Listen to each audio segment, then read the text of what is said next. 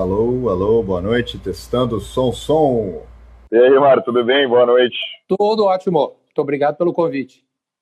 Tá com o seu Aperol Spritz aí? Tá aqui. Depois eu pensei, a bebida fiorentina não é o Aperol.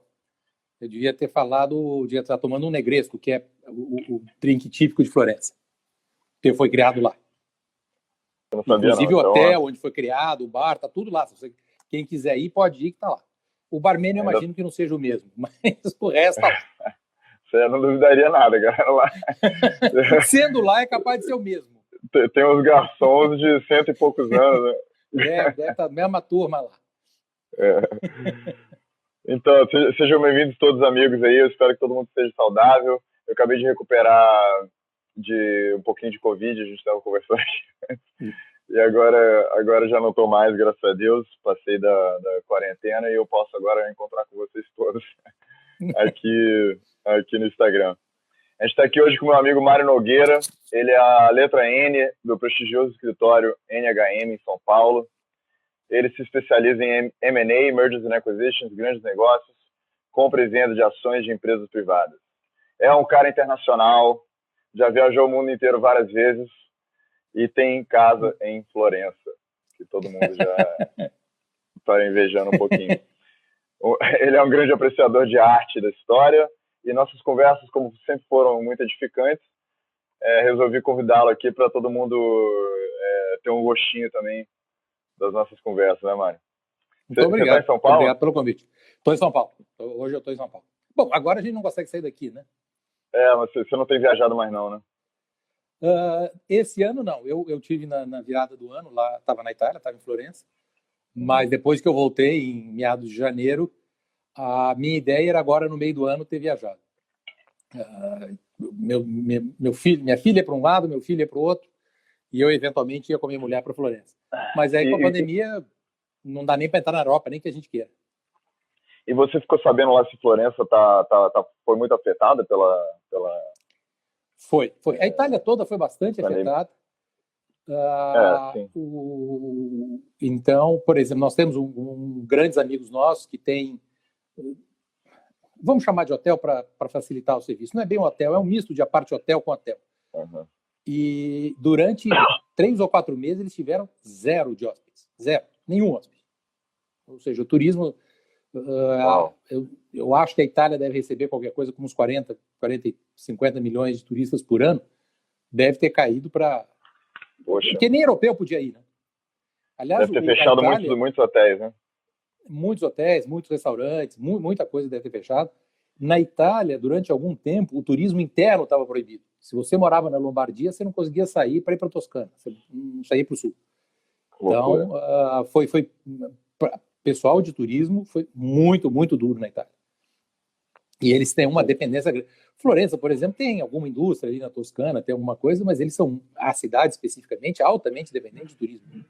Então, você ter aquilo fechado durante meses, e é tal história, meses sem perspectiva. Isso acho que o grande pior dessa pandemia toda é isso, é a falta de perspectiva. Quando é que abre? Amanhã, semana que vem, daqui a um mês, não abre mais, vai morrer todo mundo e não vai abrir nunca mais. Então, foi um negócio muito, muito complicado lá. Foi bem pior que aqui. E foi uma resposta muito rápida, com muito pânico, né? Especialmente na Itália, que foi um dos primeiros lugares a ter um negócio num tamanho violento, né? Primeiro na Itália, logo depois na Espanha, que foram os 2 piores lá na Europa. E uma coisa que muita gente se queixou, o problema é que a gente aprendeu essa doença ficando doente. Ninguém sabia como é que funcionava esse negócio. Então, realmente, no princípio, vai todo mundo para a direita, corria todo mundo para lá. Não, na verdade, não precisa ir tanto para a direita. Agora vai todo mundo para a esquerda, aí volta todo mundo para cá. Põe máscara, tira máscara. Porque estava se aprendendo. Os médicos não sabiam. Eles tinham uma ideia que em grande parte acertaram, mas tinham umas dúvidas. Minha mulher trabalha com vários médicos e tem contato muito com hospitais. E vários deles comentaram, hoje em dia a gente não trata mais a doença, a gente trata o doente. Nós aprendemos isso. Então, provavelmente, o seu Covid foi diferente do Covid do seu vizinho. Ele teve uma experiência diferente, teve que ter um tratamento diferente. Com certeza. Eu estou dizendo os mais graves, né? Os que foram parar em hospital. Por exemplo, eu não tive sintoma nenhum daqueles que todo mundo fala, né? De perder o olfato e o paladar, e esse tipo de coisa eu não tive, não. Só tive febre e tosse. Um caso interessante, por exemplo, um sócio meu, ele, rapaz, bem mais novo que eu, super atleta, surfista, né? A família dele toda teve. O pai, a mãe e ele. Os pais têm mais de 60, quer dizer, dentro daquele padrão geral era o seguinte, os pais estão condenados e ele vai ter uma gripezinha. Ele ficou mal para burro, não chegou a ser hospitalizado, mas ficou muito mal, depois ele descrevendo que ele se sentia muito, muito mal e tal. O pai dele não teve nada. Perdeu um pouco o paladar e tal e passou.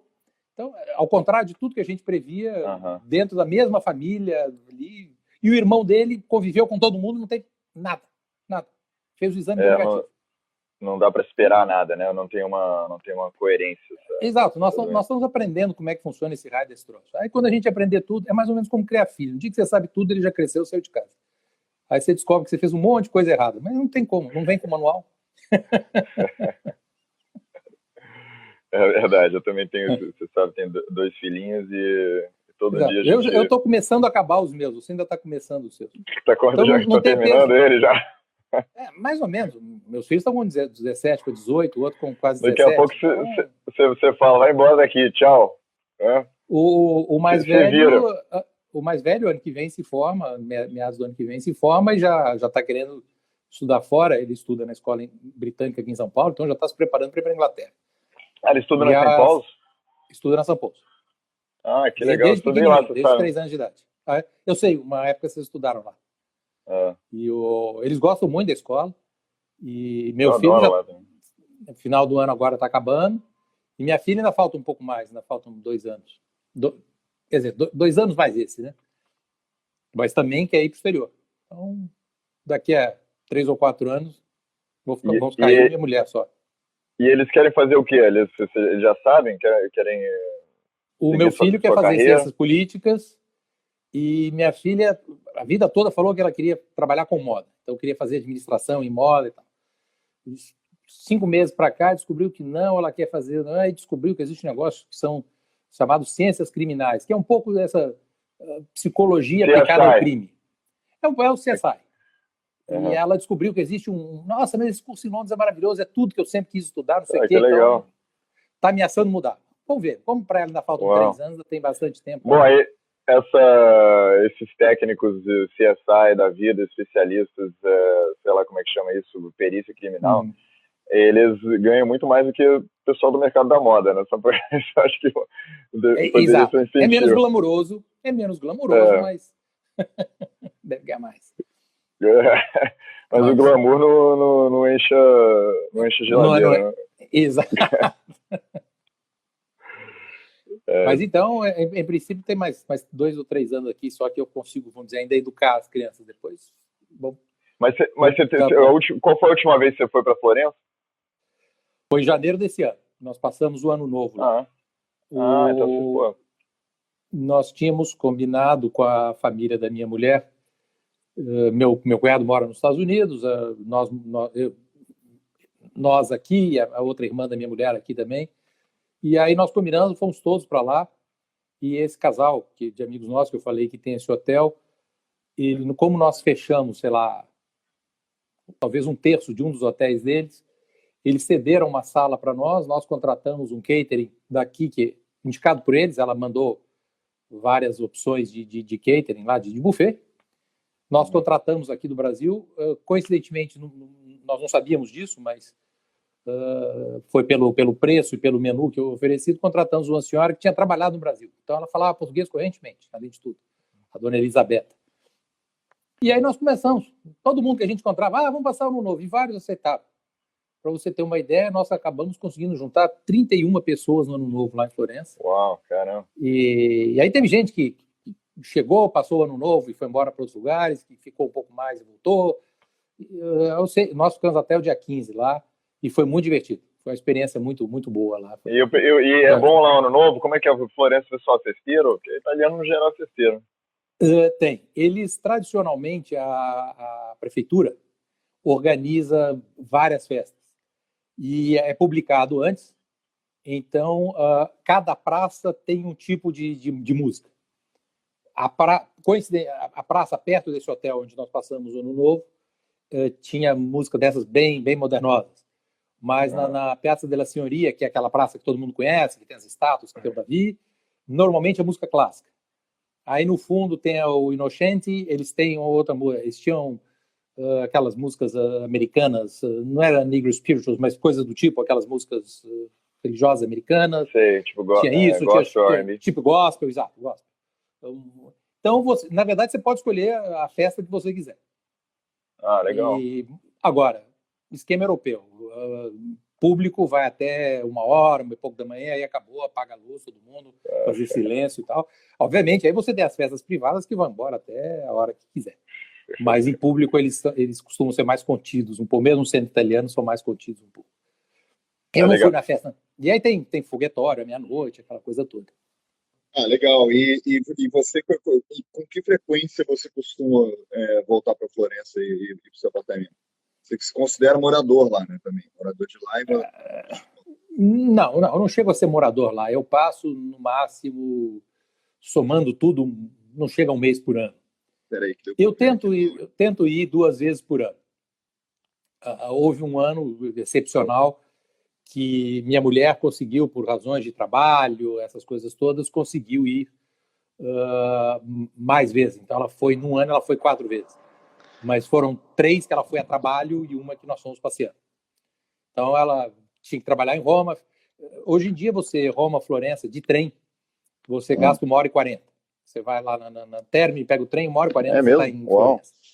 É muito rápido. Muito rápido. Se você estiver em Milão, é um pouco mais, dá 2 horas e pouco. Eu já fui de carro é bem mais, não? Eu me lembro que eu fui... De carro é bem mais.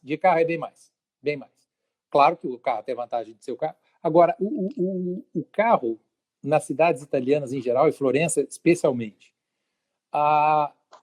se você vai fazer uma viagem, então, você chega em Roma, visita Roma, pega o carro, vai para Florença e tal, faz aquele tradicional, Florença, Veneza. É muito bacana, você tem um carro, você pode parar no meio, tem cada cidade que você para no meio desse caminho, aí tem uma igreja maravilhosa, tem alguma coisa para você visitar. Tá, para citar só uma, você tem Verona nesse meio de caminho, que é um troço. Mas se você vai ficar, por exemplo, se você vai fazer, não, eu quero fazer só Roma e Florença. O carro é um mico. Você vai pagar um assalto de estacionamento. No centro da cidade você não anda. A minha rua específica, minha rua é uma pretensão. A rua de estacionamento, se seu carro for um pouco maior, ele não sai da rua. Porque o meu prédio é um prédio do século XIV. E era parte de um convento. É o convento que acaba numa igreja. E essa igreja, o padre precisava de espaço, ele simplesmente puxou. Você vai descendo numa reta, de repente tem um ângulo assim, e ele cortou 1 metro da rua. Só que ele deve ter feito isso em 1400 e bolinha, quando passava um cavalo. Continuou passando o cavalo, ninguém se importou com o assunto fora, que era o padre, ninguém ia falar do padre. Hoje em dia, se você tem um carro maior, já teve caso, o carro desce e fica parado lá. Aqueles carros Mas em Florença as pessoas não gostam muito do clero, não, né? Historicamente, o florentino é meio rebelde, não é? Não, eles têm uma relação de amor e ódio com a igreja. Lá, tudo acaba, o cardeal, o bispo lá da cidade, abençoa tudo, tem um monte de procissão. Aliás, tem uma coisa muito divertida, eles têm um monte de festas históricas. E aí você tem uma série de grupos que se vestem com roupas históricas e fazem o desfile da cidade. O desfile mais tradicional, ele sai do Palazzo Pitti, ali depois da Ponte Vecchia. Eu estou falando como se todo mundo conhecesse a cidade. Florença tem um rio grande no meio, que é o Arno. O Palazzo Pitti fica do lado de lá do Arno. E o centro histórico, que todo mundo mais conhece, onde fica a catedral, aquela torre, o Davi, etc., fica do lado de cá do Arno. E aí é basicamente uma rua que liga essas duas coisas. E aí o pessoal se reúne lá dentro do Pitti, que hoje em dia é um museu muito bonito. Aliás, na verdade, são 4 museus. Se veste lá e sai andando. Então sai um cortejo enorme. Mas isso é o que na época do carnaval? Qualquer coisa. Você falou, eles fazem um desfile desse. O que a gente costuma ver é o desfile dos Reis Magos. Para vestir a roupa. Para vestir a roupa. O que a gente costuma ver, porque a gente está lá, nós costumamos ir para o Ano Novo, é o do Dia dos Reis Magos. Então, no dia 6, eles fazem um desfile grande desse, que vai até a catedral, e aí na catedral tem uma cerimônia, o cardeal está lá, abençoa todo mundo, etc, etc, etc. E depois é o dia que, então, desmontam o presépio, aquela coisa toda. Então, essa cerimônia começa com isso. E aí começa com um casal que imita os Médici, lá, os arquiduques indo, depois vem... E aí as diversas cidadezinhas próximas ali de Florença, então eles vêm. E tem aquelas famosas que vocês já devem ter visto, que é muito tradicional, não sei se de toda a Itália, certamente da Toscana, que é aquele brincadeira com bandeira. Você joga a bandeira para cima, pega a bandeira, um joga para o outro. Então eles ficam fazendo aquele movimento, vira a bandeira para cá, depois joga tudo para cima. Então, vários grupos que fazem isso, aí fazem todos sincronizados. E você já chegou a ver Cálcio Histórico lá, aquele esporte sangrento? O Cálcio Histórico é dia 24 de junho, que é você falou de que eles não gostam muito de padre, mas por falta de santo patrono, em vez de um, eles têm dois. Eles têm uma santa, que é a Santa Reparata, e tem São João Batista. Então, dia 24 de junho, mesmo dia que a gente faz forró aqui no Nordeste, eles fazem lá. E Eles historicamente eles eram uma espécie de democracia, mais ou menos, né? Uma espécie de oligarquia, não. Na verdade. Era uma oligarquia. Mas eles nunca concordavam com nada, né? Por isso que eles deviam ter dois santos patronos, porque não conseguiram chegar a um consenso. Provavelmente. Mas o São João Batista, aí no dia 24, você divide a cidade em 4, é mais do que bairro, 4 regiões. Cada região tem uma cor, então tem azul, branco, vermelho e amarelo, sei lá, verde, não sei. Disputam 2-2, é um mata-mata. Se eliminam no dia 24, tem a final. E o negócio é uma mistura de futebol com rugby, salve-se quem puder. E eles pegam em frente à praça, são 3 grandes igrejas. Florença tem mais igreja do que gente, né? Tem um monte de igreja, mas tem 3 grandes. A Catedral de Santa Maria dei Fiori, que fica no centrão, que é a que todo mundo conhece, que é aquela verde, rosa e branco, verde, vermelho e branco. Você olhando para a Catedral, se você virar para a esquerda e for em direção à estação, você tem a igreja Santa Maria Novella.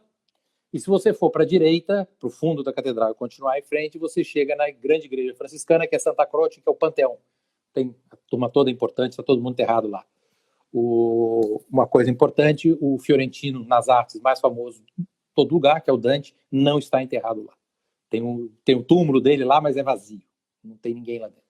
Ele está enterrado em outra cidade. Foi memorial da morte dele anteontem. Coincidentemente. E uma pergunta sobre vamos dizer, Florença atualmente, né? Porque Florença a gente vê em filme, a gente lê livro. Florença é uma cidade assim que influenciou muita arte e cultura, né? Da Renascença para cá.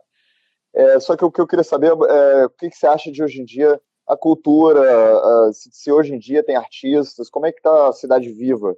Ela é uma cidade vibrante? É uma cidade, ou é só turístico, meio histórico? Não, tem muita coisa. Em termos, não há nada mais fantástico do que você estudar a arte em Florença. Quando eu digo estudar arte, Florença tem muita coisa. Você pega desde a Idade Média para diante. Se você estudar Renascimento, a vantagem é que você fala, vamos falar de Botticelli. O professor, minha mulher passou por isso. Ela estudou 6 meses de arte em Florença. Daí que começou a história toda de Florença. Então, o que vamos falar de Botticelli. Peraí. Aí cata todo mundo, leva para a rua, entra nos ofícios. Olha, tem uma sala de Botticelli aqui dentro. Agora vamos falar de escultura, vamos falar de Cellini. Tem Cellini. Vamos falar do Michelangelo. Está todo mundo lá. Você anda na rua, você tropeça nessas coisas. Então, você tem esse sentimento de arte muito grande na cidade. Hoje em dia, é claro, você tem movimentos mais novos, e aí, por exemplo, coincidentemente, esse bairro que fica do outro lado do Arno, que é onde fica esse hotel que a gente estava, que chama-se... Na hora que eu tenho que falar o nome, eu esqueço. San Nicolò. É um bairro de artistas. Então, você tem vários ateliês de artistas. E agora, por exemplo, você tem artistas lá que fazem grafite. Tem grafites muito típicos. Por exemplo, tem um sujeito lá, eu não sei o nome do artista, mas todo o grafite dele é como se é uma figura qualquer, é uma paisagem qualquer, como se fosse embaixo d'água. E aí ele coloca, por exemplo, um mergulhador, alguma coisa, porque ele diz é arte sob a água. E ele grafita isso pela cidade. E você pode comprar ou originais, que obviamente são caríssimos, ou então reproduções, que você compra nesses ateliês que tem nessa região de San Nicolò. Então tem muita coisa de arte, tem muito estúdio ensinando arte, tem muita coisa de preservação de arte lá. E uma coisa que eles têm fantástico lá, que a cidade exige, quem se interessa pelo assunto, são ateliês de restauração. Então você tem todo o material de restauração, 550 mil cursos de restauração, e dos melhores restauradores do mundo estão lá, porque aquilo é uma restauração permanente. Você tem quadros lá de 500, 600 anos do que melhor a humanidade produziu em arte, que aquilo tem que ser mantido. Então, e também tem antiquário, assim, tem galerias vendendo coisa, tem muita coisa. Muita coisa. Isso aí também. Lembrando da história do Rio, você atravessa a Ponte Vecchio. Se você atravessar a Ponte Vecchio e for para o lado esquerdo, você vai para San Nicolò, que é essa região dos artistas mais novos. Se você for para o lado direito, você tem um bairro chamado Santo Espírito. Tudo isso que eu estou falando corresponde a uma igrejinha. Então você tem a igrejinha de Santo Espírito, que é uma igrejinha super bonita, e na região tem vários ateliês de restauração e antiquários. Então é uma região muito agradável de se caminhar. A última vez que eu fui para Florença, eu era jovem e incompetente artisticamente. eu não comprava. Hoje em dia eu estou muito mais interessado em comprar, né, coisas antigas. Mas lá é coisa cara. Lá é coisa cara. Imagino. Mas aonde tem muita coisa, você consegue achar algumas barganhas, né? Eu gosto de arte, mas eu não sou um entendedor de arte. Então, eu não sou capaz de entrar num lugar e sair procurando e dizer, isso daqui é um achado, isso aqui é uma maravilha, e ninguém deu bola, eu consigo achar. A pouca arte que eu já comprei na vida, eu gosto e compro. Quando consigo comprar, eu compro. Mas eu não sou um sujeito que entende o suficiente para dizer, isso aqui é um achado, isso aqui é ninguém sabia que era da Vinci, eu achei, está escondidinho e tal. Eu também, eu tô começando. Quem sou eu? Ainda... Mas o que eu faço, eu morro de inveja de andar por aquelas ruas lá e vejo coisas super bacanas que eu tinha vontade. Até porque meu apartamento é muito pequenininho, se eu comprar tudo que eu tenho vontade, um dos dois não cabe lá dentro. Ou as coisas que eu comprar, ou eu. Então eu tenho que maneirar. Tá certo. Mas tem muita coisa lá. Para quem gosta disso, tem muita coisa. E quem gosta de pintar ou de restauração, quem trabalha com arte, lá é um paraíso. Você tem dezenas de lojas vendendo o que tem de mais. Não é o único lugar. Agora, o fantástico de Florença é que tudo isso numa cidade de 350 mil habitantes. Quem é aqui de São Paulo, eu vou fazer uma comparação, 350 mil habitantes é pouco maior do que Itu. Você imagina ir a Itu, 80 quilômetros aqui de São Paulo, e achar tudo isso. Né? Na Praça Central de Itu, em vez de ter um orelhão gigante, você tem o Davi. Florença é assim. Mas então, indo um pouquinho para o assunto aqui de M&A e advocacia, etc. Você hoje tem um escritório chamado NHM, né, que é relativamente recente. E antes você foi, durante muitos anos, sócio do Demarest Almeida, né? 30 anos. 30 anos, uau, 30 anos, é isso que eu ia te perguntar primeiro. E o que você fazia principalmente lá no Demarest? Eu entrei no Demarest sempre para fazer essa parte de M&A. Na ocasião, se você fizer a conta para trás, você vai ver que dá anos 80. Anos 80 é crise da dívida, aquela coisa toda. Então, o M&A no Brasil era muito mais devagar do que veio a ser depois, a partir dos anos 90. Então, nós não tínhamos um departamento de M&A dentro do Demarest, embora, na ocasião, o Demarest já fosse um dos maiores escritórios de São Paulo e do Brasil. Era o segundo ou terceiro em tamanho. Ficava dentro do societário. Então, eu fazia um pouco de societário, um pouquinho de M&A, mas acabei enveredando mais nessa área de M&A. Nós trabalhávamos muito com clientes estrangeiros. Então, tradicionalmente, eu fiz M&A pela ponta compradora e representando algum cliente estrangeiro. Então, nessa história toda, as coisas divertidas, por exemplo, das primeiras operações de M&A que eu fiz foi quebrando a minha regra, era uma venda, eu estava na ponta vendedora, vendendo um negócio que você já viu, que você já visitou muito museu, você conhece, um negócio chamado máquina de escrever. Eu vendia a divisão de máquina de escrever da IBM. Exato. Quem tem menos de 30, máquina de escrever, minha avó dizia que tinha e tal. Pois é, a gente vendeu e teve gente que comprou, né? Havia interesse em comprar. Então a gente tinha que ver estoque. Não sei quem lembrava, aquelas bolinhas que você punha na máquina IBM lá, que você trocava para fazer diferente tipo de letra e tal. Então tinha o estoque das bolinhas, você tinha aquela coisa toda. Então, foi uma das primeiras operações que eu fiz, foi a venda da divisão de máquinas de escrever da IBM. E você chegou a conhecer o senhor Demarest, o fundador do escritório? Não, na verdade, o Demarest, nós temos um sócio do escritório, que é o sócio mais antigo do Demarest. Depois de 30 anos eu continuo chamando o Demarest de nosso e meu, eu esqueço, não tem mais nada a ver com o Demarest, 3 anos que eu saí, mas me perdoem aí a apropriação indébita. Mas o sócio mais antigo do Demarest é o Dr. Naum. Ele hoje é um senhor de 94 anos. E está lá no escritório até hoje, vai de segunda a sexta, lúcido, perfeito, está lá todo dia. Ele foi a única pessoa que trabalhou com o Kenneth Demarest. O Demarest, em 1962, voltou para os Estados Unidos e nunca mais voltou para o Brasil, faleceu alguns anos depois. Saiu do escritório, voltou para os Estados Unidos e ele era americano. Mas ele continuou sendo sócio, pelo menos Silent Partner? Não, só manteve o nome. Só manteve o nome. E o outro sócio, o Almeida eu conheci bastante bem. Ele faleceu, se não me engano, foi em 96. Exato, foi em 96. Então eu conheci bem, eu cheguei a conviver com ele, cheguei a trabalhar com ele. E ele continuou como a figura principal depois que o Demarest foi embora? Ele criou uma aposentadoria compulsória aos 65 anos. E, para dar o exemplo, ele se aposentou compulsoriamente aos 65. Então, quando ele se aposentou, eu não estava no escritório. Isso foi antes. Mas não dá. E aí eu estava falando. O que eu estava falando, doutor Batista? Então ele se aposentou, mas continuou no escritório. Era uma pessoa revoltadíssima e tal. Exato, Almeida, do Batista Almeida. Mas não. Exato, fazia alguns trabalhos pontuais, obviamente conhecia os clientes, todo. E era tal história. Ele chegava no escritório, dizia alguma coisa, todo mundo, sim, senhor, não, senhor.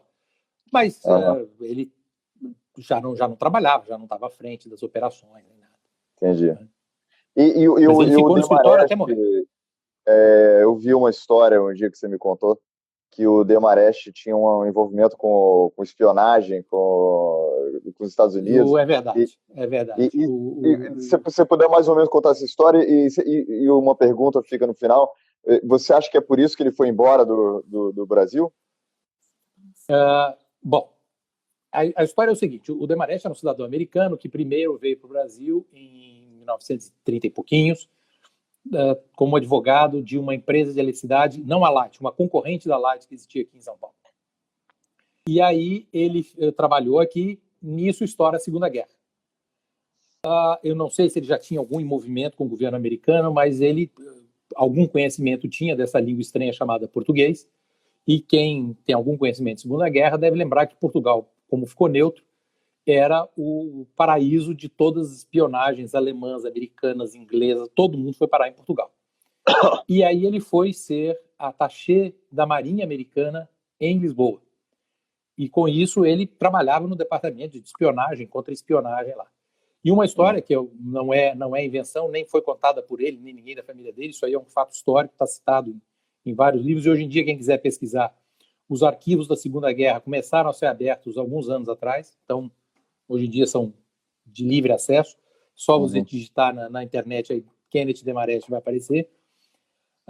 Quem conhece um pouco de história da Segunda Guerra, houve um famoso agente duplo chamado Garbo, que era um sujeito brilhante. Para se ter uma ideia, ele criou da cabeça dele uma rede completa de espionagem. Então ele tinha os espiões dele, sabia todos os nomes, onde ficava, o que fazia. Nenhuma daquelas pessoas existia. Era tudo na cabeça dele. E ele vendeu esse serviço para os alemães. Só que ele ia lá e contava, ele tentou vender para os ingleses não achavam que ele fosse um agente duplo, não compraram. E aí ele foi à embaixada americana e convenceu o Demarest, que intercedeu junto à embaixada inglesa: olha, vocês têm que ouvir esse sujeito, vocês têm que contratar esse cidadão. E ele ajudou para burro com várias informações falsas que ele passou, inclusive relativas ao dia D.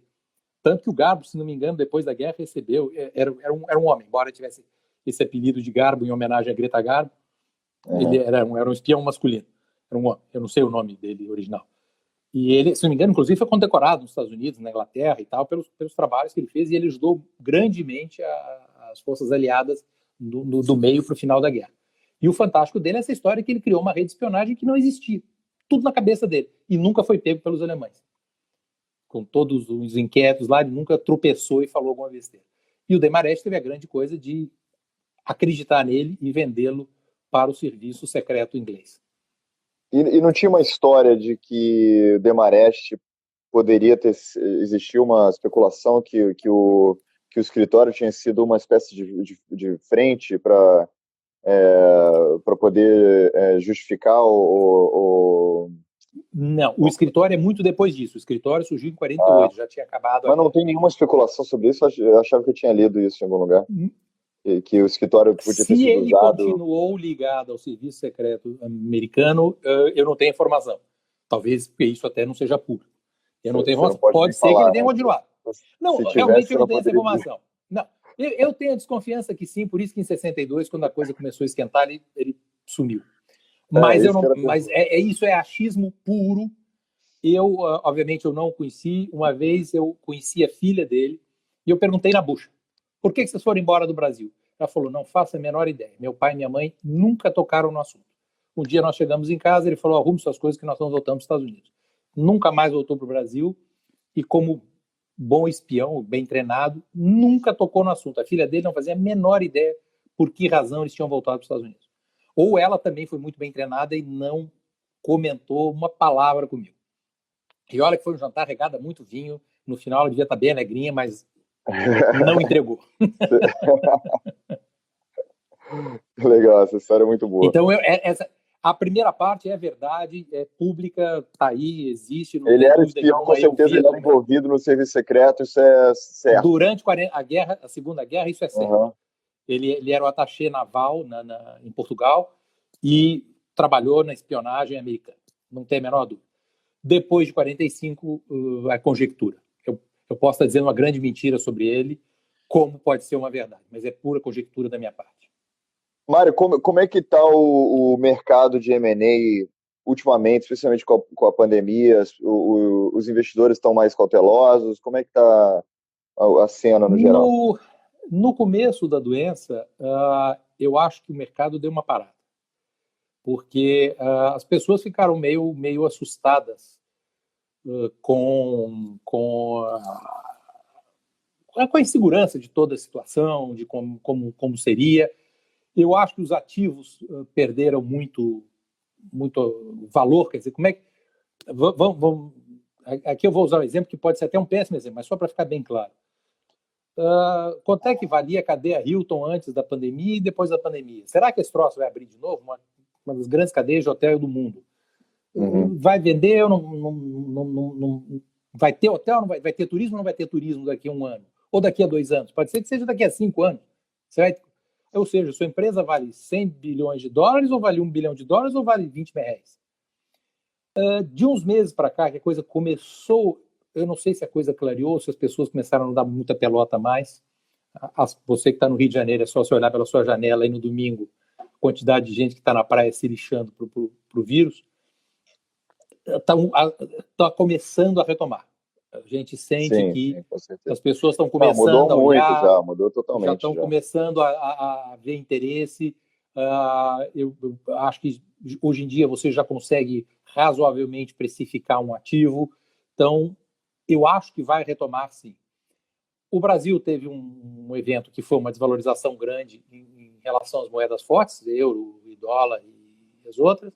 Então, provavelmente, nós devemos ter um fluxo de estrangeiros fazendo compras aqui no Brasil.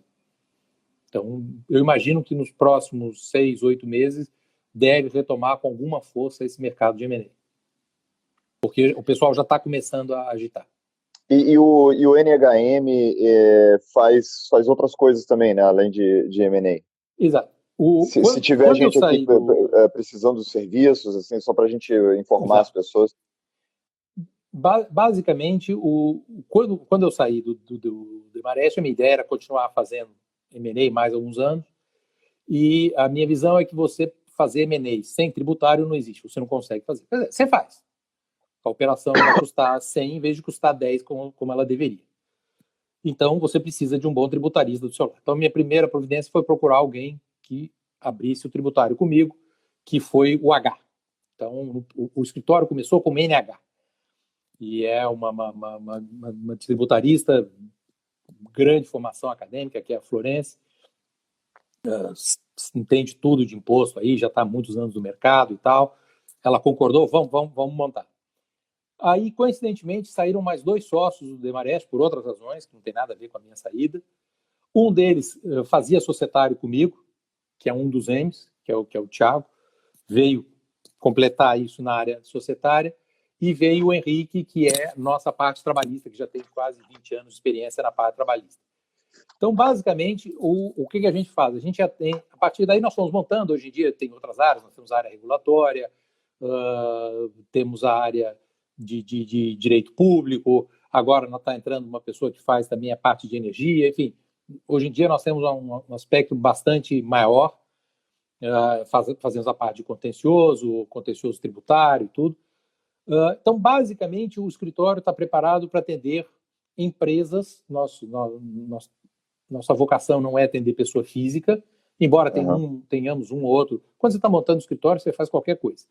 Mas tem um ou outro. Mas não é o nosso perfil. Então, o que eu acho é o seguinte: o escritório pode atender uma pessoa física? Podemos atender. Mas a nossa formação, a nossa direção é, por exemplo, se você chegar para mim e dizer, olha, Mário, eu tenho interesse em investir numa empresa ou estou me associando a um grupo para montar um negócio. Então, o nosso perfil de pessoa física é esse. O que eu não vou atender é se você chegar para mim e dizer, olha, eu estou separando da minha mulher, ou eu pulei o muro e tenho um filho fora do casamento, eu preciso reconhecer. Eu posso até te ajudar, mas eu não tenho expertise nisso, eu provavelmente não serei o melhor. Então, eu conheço pessoas que podem te assistir melhor nisso. E vocês ajudam a montar sociedades, fundos, esse tipo de coisa também, não? Montamos as sociedades. Fundos especificamente ainda não. Nós não temos alguém que seja ligado à área bancária. Nós temos vários escritórios parceiros com quem a gente pode trabalhar, com quem nós já trabalhamos no passado. Funciona super bem. Mas aí o que nós vamos fazer? Por exemplo, nós estamos começando um trabalho agora que é uma empresa familiar que está em fase de sucessão, que era uma coisa que começou quase que informalmente, e ele quer organizar tudo. Então, nós vamos preparar tudo isso, preparar toda a sucessão. Provavelmente deve entrar um sócio novo, então nós vamos fazer acordos de acionistas, vamos organizar isso. Como é um sócio minoritário, nós já vamos preparar para amanhã ou para o sócio sair ou para eles comprarem um outro sócio. Então, começar a profissionalizar essa empresa, que é uma empresa extremamente bem sucedida, mas que começou mais informalmente, familiar, e que atingiu o tamanho que não dá mais para ser familiar. Você tem que começar a organizar para continuar crescendo. Ter uma marca conhecida, uma marca de sucesso, e não pode correr o risco de começar a ter problemas de uma empresa familiar. Então, Oi, diga. Não, eu ia dizer só se as pessoas quiserem conhecer melhor ou precisar de serviço desse tipo, o site de vocês é NHM, qual que é o, desculpa? NHMADV.com.br. NHMADV.com.br. Exato. Tá certo. Ok, e lá tem todas as informações do currículo de todo mundo. Os sócios todos têm no mínimo 15, 20 anos de experiência, então o escritório tem 3 anos, mas ninguém lá é recém-formado, todo mundo teve experiência nos grandes escritórios de São Paulo. Para citar só 2, Demarest e Queiro Neto. Está começando agora uma nova sócia que, trazendo sangue novo, passou por outros escritórios de igual tamanho, passou pelo Matos Filho, quer dizer, só gente com formação de melhor nível, melhores escritórios do Brasil, atender, melhores escritórios do Brasil. Exato. Todo mundo com muita experiência. E a minha ideia, até por todo esse tempo, não vamos vender solução fácil, coisa de... Eu posso até te vender uma... Você fala, não, estou disposto a correr um risco gigantesco. Tá bom, o problema é seu. Mas a minha tendência é fazer uma coisa que funcione. Tá bom? Vamos fazer. Você tem que estar consciente do risco e vamos tentar fazer tudo o menor risco jurídico possível. Para que quando uma operação for feita, você vai botar a cabeça no travesseiro no dia seguinte e dormir, coisa, não imaginando que a Receita Federal vai bater na sua porta. Na sua experiência de M&A, você fez muita viagem, né? O M&A é um mercado que, especialmente no Brasil, atrai muita gente de fora, né? Muitos Sim. investidores de fora que compram participações ou a empresa completa, né? Aqui brasileira. E você fez muitas negociações, participou de muitas negociações na Ásia, não foi? Você fazia no Demarest, ainda você era parte do Asian Desk. Exato. Durante muitos anos, o escritório, eu trabalhei principalmente com clientes americanos, trabalhava com alguns clientes europeus também, atendi clientes franceses, clientes suecos, um pouco de tudo, mas principalmente americanos. E aí, nos últimos 10 anos, no Demarest, eu acabei passando a atender os clientes coreanos. Coincidiu com a época em que a Hyundai se instalou no Brasil. Eu não advoguei para a Hyundai montadora, mas para várias empresas do próprio grupo Hyundai e outras empresas que vieram se instalar na região ali de Piracicaba para atender gente de autopeças, construtora. Nessa hora, até uma brincadeira, não faltava nada, nós constituímos 2 restaurantes coreanos em Piracicaba para atender o pessoal da Hyundai. Como você vê, a gente montou desde uma empresa de autopeças de algumas dezenas de milhões de dólares até o restaurante, enfim. E depois, junto disso, nós acabamos trazendo um outro parceiro asiático também, que atender empresas chinesas. Então, eu fiz várias viagens à China e à Coreia para visitar esses clientes lá. E trabalhar com asiáticos é uma experiência completamente diferente. Se você está acostumado a trabalhar com europeus e americanos, trabalhar com cliente asiático é um aprendizado. Realmente é um aprendizado. Eles têm uma língua completamente diferente, então já tem essa dificuldade. Não usam nem sequer os nossos alfabetos, né? Então você chega lá e você fica analfabeto. Então, totalmente perdido. E a filosofia deles, o jeito deles trabalharem é completamente diferente. Mentalidade, né? A mentalidade, o jeito como eles encaram o negócio, as expectativas, o risco, as expectativas, o que eles esperam que os primeiros clientes coreanos que eu comecei a atender, eu tinha um advogado coreano, ele é um coreano que veio para o Brasil com 17, 18 anos, então ele fala coreano correntemente e tudo, e ajudava não apenas na tradução da língua, como na tradução da cultura. E eu lembro as primeiras demandas de clientes coreanos quando chegaram. Eu estava acostumado com um cliente americano, que é um negócio absolutamente objetivo. O sujeito chega, olha, você vai analisar o meu contrato, na hora que estiver o ponto final, você para, você não mexe um milímetro daqui. Aí chegavam umas primeiras demandas de coreanos, e assim, eu tenho uma empresa, uma indústria, assim. Onde eu instalo? Eu falei assim, como assim? Você quer que eu te ajude a achar uma empresa que vai pesquisar benefícios fiscais, questão de logística, etc.? Não, eu quero que você me diga onde é que eu instalo, em que cidade eu vou. Eu não sei, meu senhor, se você que é o industrial, eu sou advogado, não faço a menor ideia onde é que uma empresa produtora de plásticos deve se instalar. Eu imagino que o que eu vejo outras empresas de plástico, estão perto dos polos petroquímicos para ter matéria-prima, mas eu não faço ideia, não sei. E eles têm essa expectativa. Era uma pergunta honesta do lado da parte deles. Eu imagino que os escritórios lá prestem também esse serviço. Aqui nós temos, inclusive, restrições legais, que os escritórios de advocacia não podem prestar outro serviço que não seja de advocacia. Mas aí, com o tempo, você vai aprendendo, vamos dizer, um pouco a contornar isso e dizer, olha, então, peraí, eu vou te ajudar, mas vamos com calma. Não sou bem eu, vou trazer alguém que vai nos ajudar com tudo isso e tal.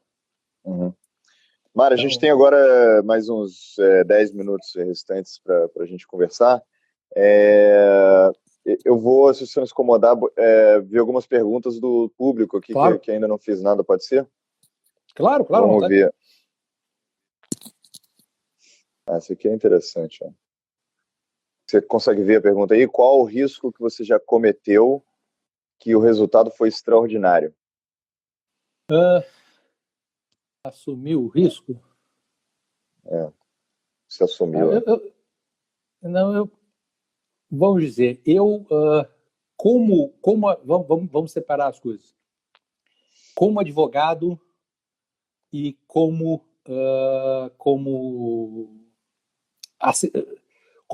pessoa física e como advogado. Eu acho que o maior risco que eu assumi como pessoa física, eu estava há poucos anos no escritório. A Ana está dizendo que casar com ela aqui, ó. Não, eu tinha poucos anos no escritório, era um advogado super jovem e era um cliente nosso, tinha uma empresa no Brasil, foi uma das primeiras operações que eu peguei. Eles tinham uma empresa no Brasil, venderam, e na época remeter dinheiro para o exterior era uma coisa maluca. Era super difícil, na época era época da máquina de escrever, então era tudo de papel, você manter atualizado o registro no Banco Central, no inferno, etc, etc. Resumindo a história, a gente não conseguia mandar o preço para o exterior. Só que todo mês o comprador pagava, era uma compra parcelada, acho que eram 36 meses, todo mês o cliente ia lá e o comprador ia lá e pagava alguns milhões de dólares, sei lá, era $1 milhão, $1,5 milhão por mês, era um negócio assim. Só que ninguém tinha conta no Brasil. E eu recebia aquele dinheiro. Era época de inflação. Eu cheguei para o cliente e falei assim, olha, o que eu faço com esse dinheiro? O sujeito era mais maluco que eu. Ele falou assim, põe na sua conta. Eu cheguei a ter $6 milhões na minha conta pessoal, que era 100% do dinheiro do cliente. Na minha conta corrente pessoal, nome de Mano. Eu devia ter sumido, não sumi. Entreguei cada centavo para o cliente. Mas, ou seja, eu assumi um risco maluco. Na época, a vida era bem mais tranquila, não tinha Receita Federal, não tinha computador, não tinha nada disso. Receita Federal. Não, a Receita nunca... Eu posso contar essa história, porque tem mais de 30 anos, já prescreveu tudo. Mas eu tive... Se eu tivesse... É a tal história. Eu tinha explicação para cada centavo que estava na conta. Mas até para explicar para a Receita Federal como é que um advogado recém-formado tinha $6 milhões na conta, ia ser um trabalho do capeta. Então, esse é um risco que eu... Mas é a tal história. Esse era um risco. E você era novo ainda? Você era novinho? Você não teve tentação? Eu não tinha casado, eu tinha 30 anos de idade. Não tinha 30 anos de idade, tinha 25, 26 anos. E todo mês eu mandava o extrato para o cliente, ele sabia direitinho quanto dinheiro tinha e tal, coisa. Mas estava na minha conta pessoal. E o mais maluco que eu era ele, que deixou o dinheiro ficar na minha conta. Falou, não, tudo bem, eu confio em você, está aí, não tem problema, pode ficar. Não dá nem para entender. Até que a gente, depois de muito rolo, conseguiu resolver. Mas é tal história. Esse é um risco meu, pessoal. Então, eu arrisco muito mais a minha vida pessoal do que do cliente. Eu tenho muito mais medo de assumir uma coisa. Nesse caso, claro, o cliente estava assumindo isso. Mas para a Receita era eu, e aí eu fiz. Claro, com certeza. E deu um bom resultado, porque depois de muito tempo a gente conseguiu resolver, mandamos 100% do dinheiro, foi para fora, como deveria ir, sem problema nenhum. Mas eu fiquei bastante tempo com o dinheiro na minha conta. Meu pai queria morrer de catapora. Meu pai, você é maluco, você é menino doido. Mas fiz. Vamos ver outra pergunta aqui. Hoje em dia não faço mais não, tá? Se alguém está pensando aí, se dá para colocar na minha conta, não. Eu faço. Quem quiser botar na minha conta.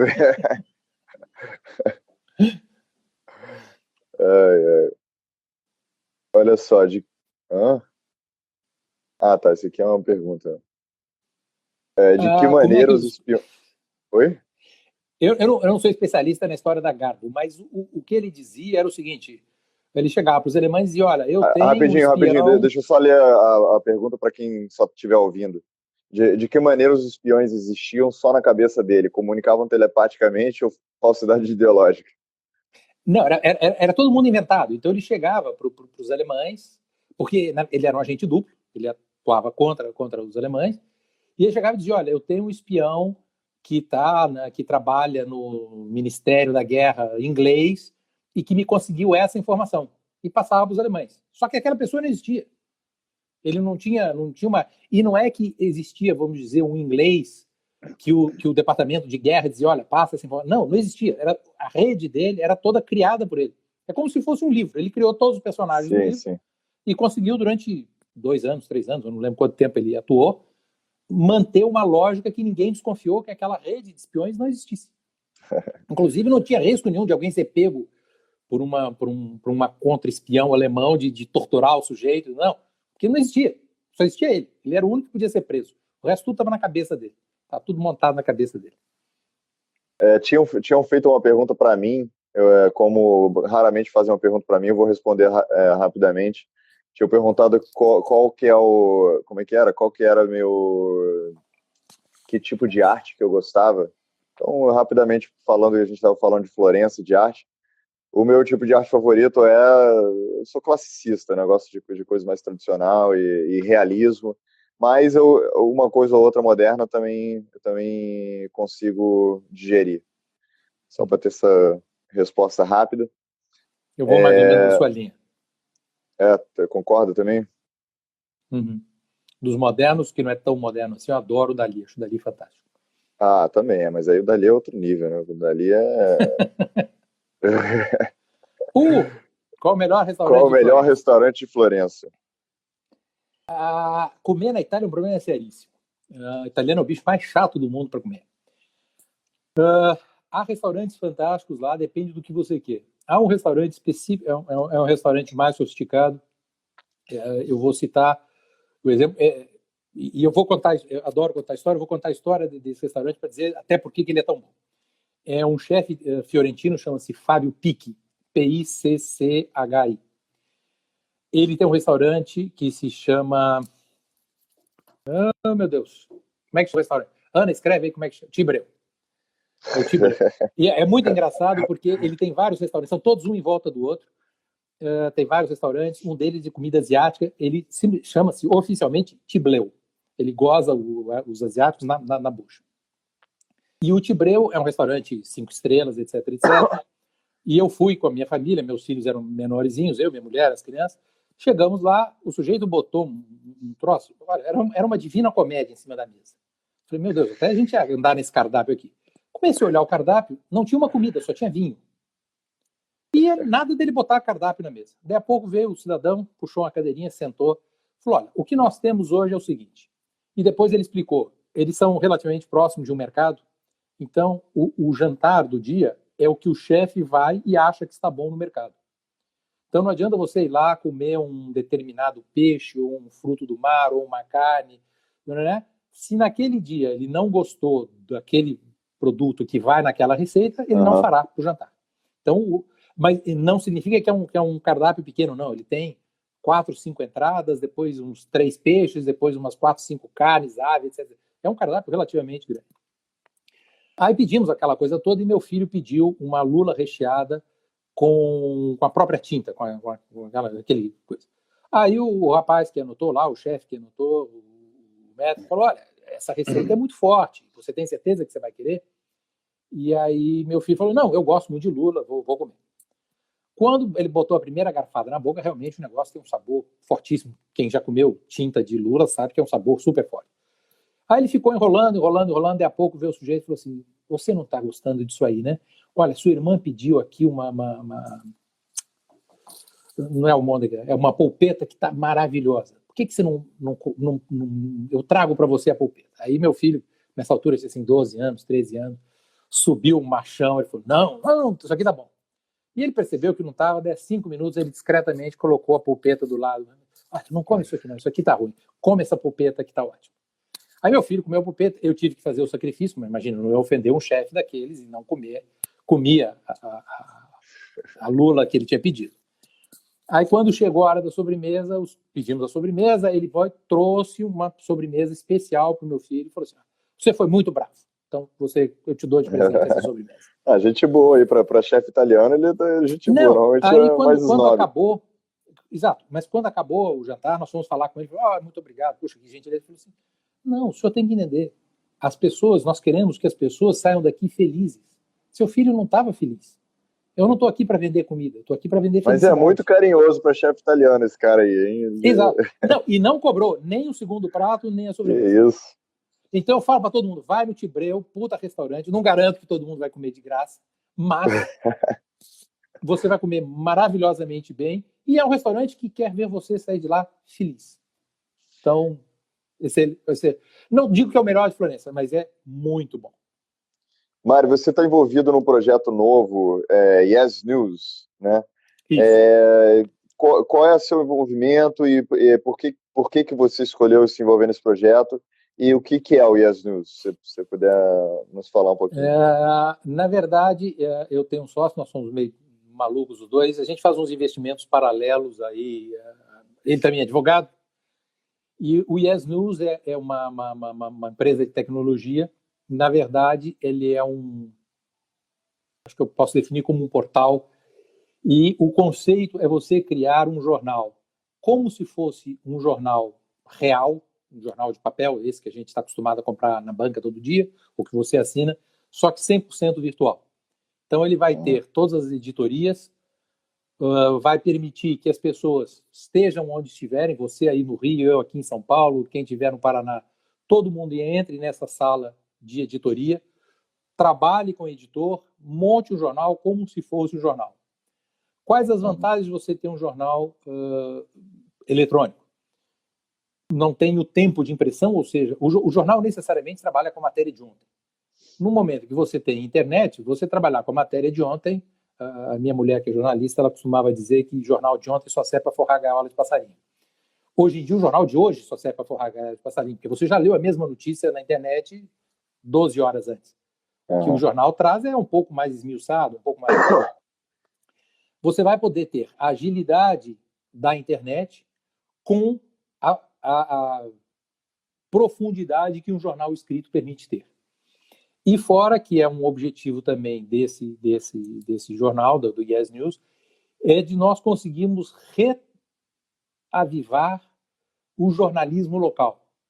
Então, você mora aí no Leme, eu garanto que você não sabe o que está se passando no quarteirão seguinte. E deve ter um monte de eventos, de shows, de novos restaurantes, de coisas que estão aí a 2, 3 quarteirões da sua casa que você não sabe, porque simplesmente não existe mais a imprensa local. Você não sabe o que a prefeitura do Rio de Janeiro está fazendo. Quer dizer, a do Rio de Janeiro a gente sabe o que está fazendo. Quando ela não está no complexo lá do coisa... Ou a gente sabe o que não está fazendo, né? Exato. Mas, enfim, você não sabe o que a prefeitura está fazendo. O que está fazendo pelo seu bairro, o que está fazendo ali. E um monte de informações locais. E com isso você consegue ter o jornalismo local atuando ali.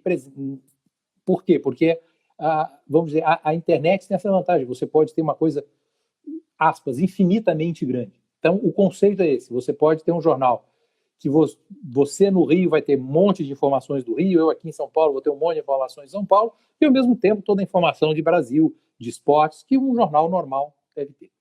E a plataforma vai empoderar, né, o produtor de conteúdo local, né, com ferramentas, com profissionalismo, etc. Exato. E a distribuição e você, por exemplo, uma notícia que está aí todo dia no jornal do incêndio do Pantanal. Hoje em dia, exceto grandes veículos de informação, obviamente, um pequeno veículo já não tem a menor condição de mandar alguém. Então, você vai ter que usar fotografia de terceira, de quarta, de quinta origem. Se você puder ter um jornalista, no caso aí nós estamos falando de fotografia, mas pode ser o jornalista que vai cobrir, que está lá no Pantanal, ele está uma internet de distância. Ele pode ir lá em loco dizer, olha, o problema é o seguinte, nessa cidade de 15 mil habitantes aqui no meio do Pantanal, olha aqui, olha, o céu está vermelho. Isso aqui, então, estão dizendo lá, não tem incêndio. Como não tem incêndio? Está aqui, pô. Minha casa está pegando fogo no quintal da minha casa. Eu estou te dando fotografia, eu estou vendo aqui. Ou, indo ao contrário, estão exagerando, dizendo que está tudo bem. Não é. Olha aqui, eu estou aqui, vamos pegar 10, 20 cidades na região. Então, você consegue ter também essa visão muito próxima do local, que hoje em dia, para um veículo de comunicação um pouco menor, é impossível. Você não tem como deslocar uma pessoa de São Paulo e Rio. Ou, no mínimo, para você tirar alguém de São Paulo e Rio para botar no interior do Mato Grosso, você perdeu um dia. Se o sujeito está lá, hoje em dia com a internet, em questão de minutos você consegue ter informação absolutamente local do sujeito que está ali vivendo o evento. E você pode ter isso com um acidente, com um evento positivo, enfim, com o que você quiser. Então, nessa rede você vai aumentando enquanto couber. quanto você tiver interessados. Então, trata-se de uma empresa que está iniciando agora, né? Está iniciando agora. O portal, do ponto de vista eletrônico, está basicamente pronto. Falta pouquíssima coisa. Nós já estamos o problema é que o nosso sócio técnico, ele é hiper perfeccionista. Então, toda vez que fica pronto, ele fala assim, não, mas aqui dá para melhorar um pouquinho. Não dá, não. Bota esse troço no ar. Mas está praticamente pronto. Mas não sei se já pode divulgar, né? Mas já existe o site, né? Yes, YEZZ, que é uma mistura de yes com jazz, né? Yes, YEZZ.news, né? .com.br. Mas hoje em dia, news.com.br.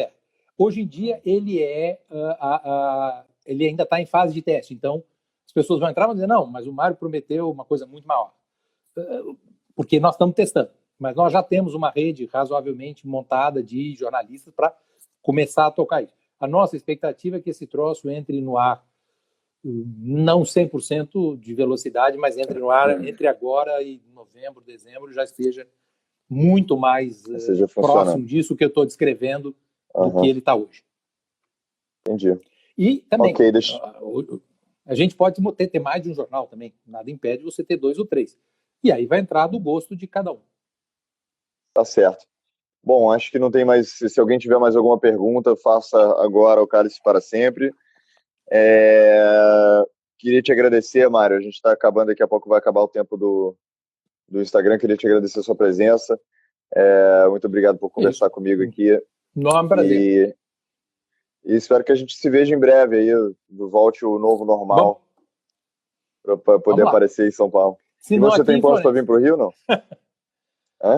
Não já, mas eu tenho família no Rio, a família da minha mãe é do Rio, então eu tenho primos, tenho uma família enorme aí no Rio. Então, possibilidade para ir sempre tem. Então tá bom. Eu te aviso. Boas ordens aqui. Muito obrigado. Valeu, Mário. Então, tudo de bom para vocês todos. Muito obrigado. E a Ana está me chamando para jantar na sua casa. Eu vou com o maior prazer. É sempre muito bom. Maior prazer. Então, tá bom. Assim que eu estiver em São Paulo, eu aviso. Ótimo. Então, valeu, Mário. Tudo de bom. Boa noite a todos. Obrigado, um abração. Obrigado a todos aí. Um abraço. Tchau, tchau. Tchau, tchau.